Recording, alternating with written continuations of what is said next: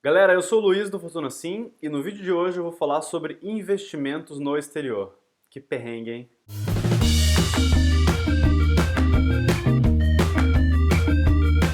Pelo vídeo anterior, se vocês não sabiam, agora vocês sabem, mas eu moro na Alemanha.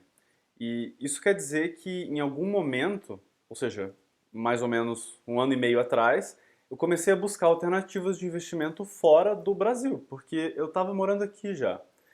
E no final de todo um processo enorme de pesquisa e estudo, eu resolvi que eu iria investir nos Estados Unidos e não na Europa.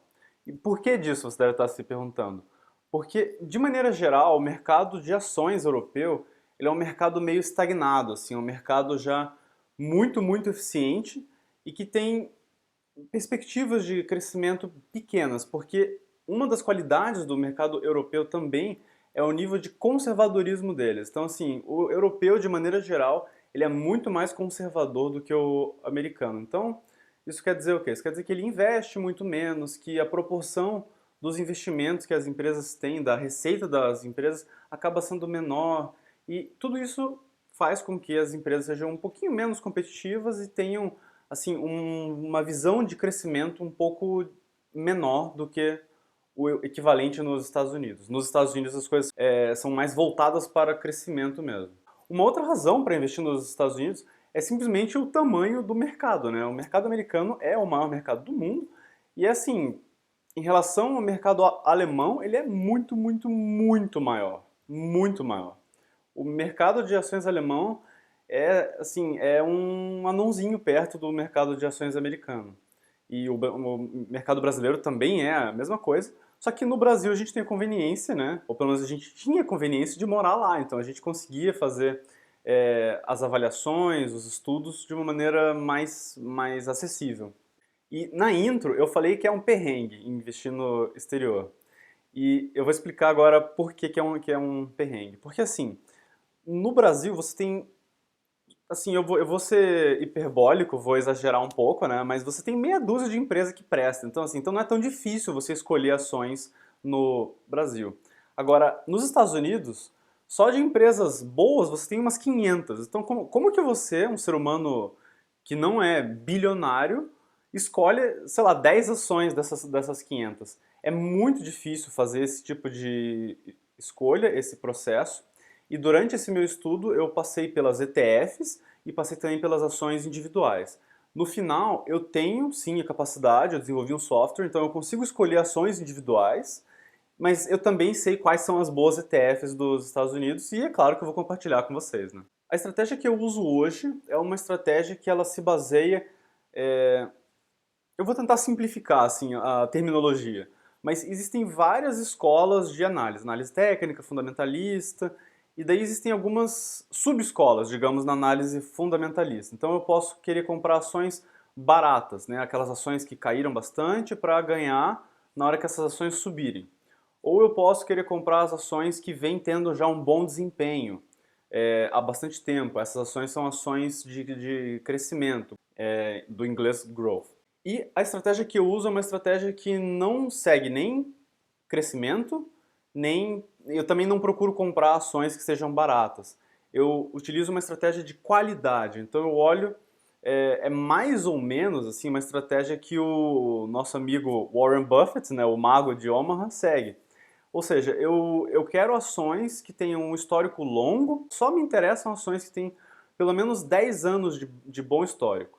E o que é bom histórico? Bom histórico é uma ação que tenha, uma empresa que tenha boa qualidade, é uma empresa que tenha boa gestão, uma empresa que não faça dívidas, que proporcione crescimento ao acionista, ganhos, né, lucros ao acionista, uma empresa que tenha uma gestão eficiente, ou seja, que faça bom uso do dinheiro, que invista nela mesma. Enfim, esse tipo de fator a gente chama de qualidade, ou quality factors. E no final das contas, eu testei tudo! Eu testei tudo! Eu não aguento mais testar esses troços. Eu passei um ano e meio testando. Testei também comprar na baixa, comprar as ações que desvalorizaram.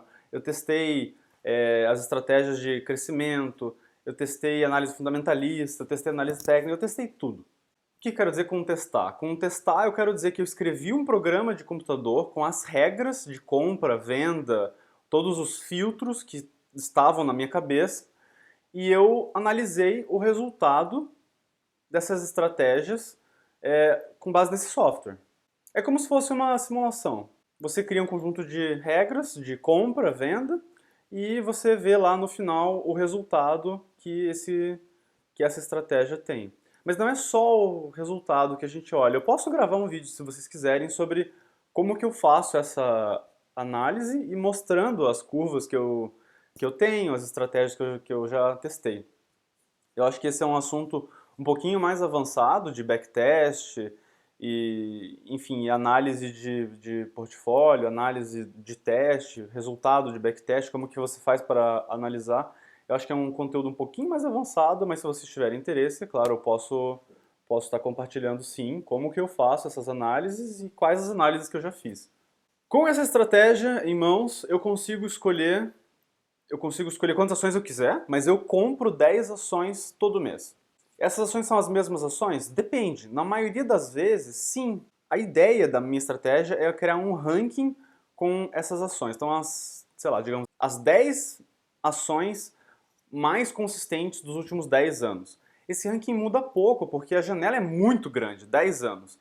Então, para esse ranking mudar, quer dizer, precisa passar algum tempo, sabe? Tipo, meses ou até mesmo anos, para que essas ações saiam e novas ações entrem nesse ranking.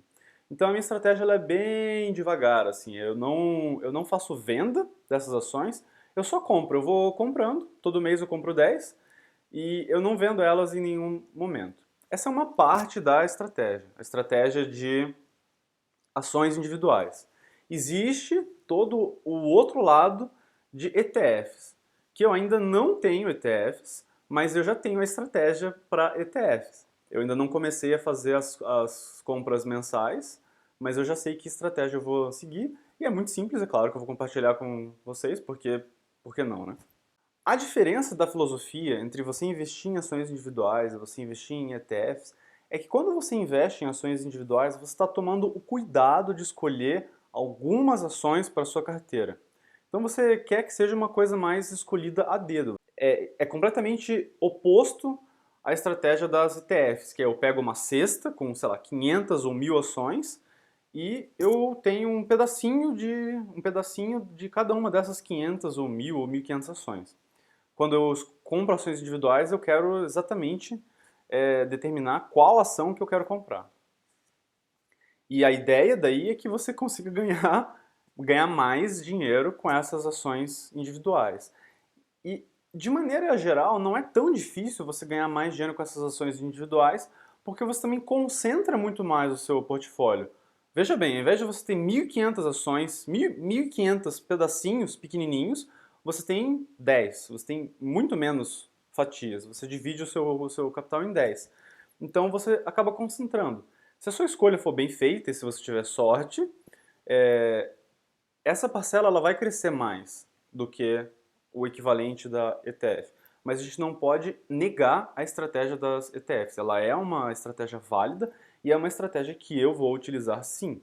No caso das ETFs, como eu falei já, a ideia é você ter a participação no mercado como um todo. Então você não vai perder tempo escolhendo, não faz isso, não vai querer escolher a melhor ETF, porque daí você entra numa espiral maluca de querer ETF de setor. Ah, mas veja bem, tem ETF de biotech que está indo super bem. Ah, mas tem ETF de petróleo, tem ETF disso, ETF daquilo. Cara, esquece. ETF é participação no mercado como um todo, no mercado macro. Então você vai querer participar desse mercado.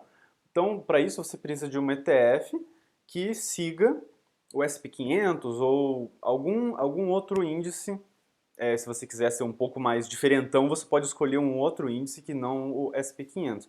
Mas assim, o normal, o feijão com arroz, é o SP500 mesmo, que é o índice que melhor reproduz o mercado americano.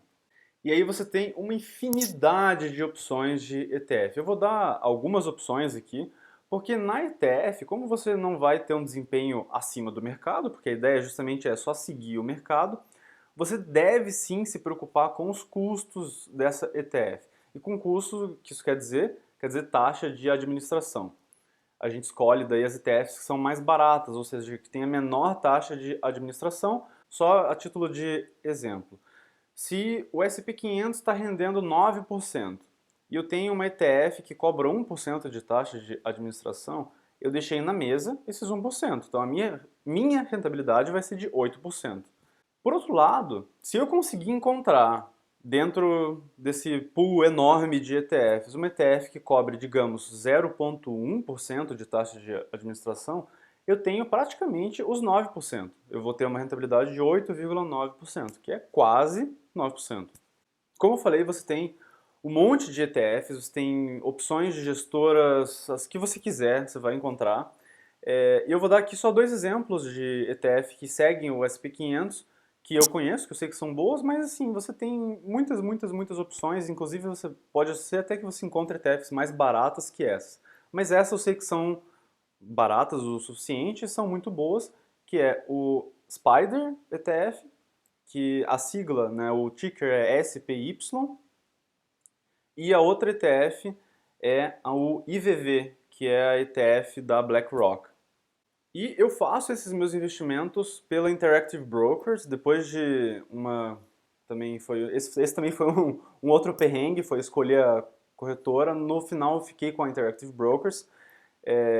Assim, até hoje eu não tive nenhum problema com eles. Eles são extremamente competentes, é uma corretora muito grande também. E eles têm um bom custo-benefício. Se você tiver interesse em abrir uma conta e começar a investir no exterior, eu vou deixar o link na descrição para você abrir conta na Interactive Brokers, que é a corretora que eu tenho conta. Assim, essa corretora, o único lance é que para quem tem muito pouquinho dinheiro, todo mês você tem que pagar uma taxa de custódia de $10, que são convertidas em corretagem. Então, se você gastar a corretagem, você não precisa pagar os $10, você já vai ter pago a corretagem. Mas se você não gastar nada, digamos que no mês X você não gaste nada, você não faça nenhuma operação, você vai precisar daí pagar os $10.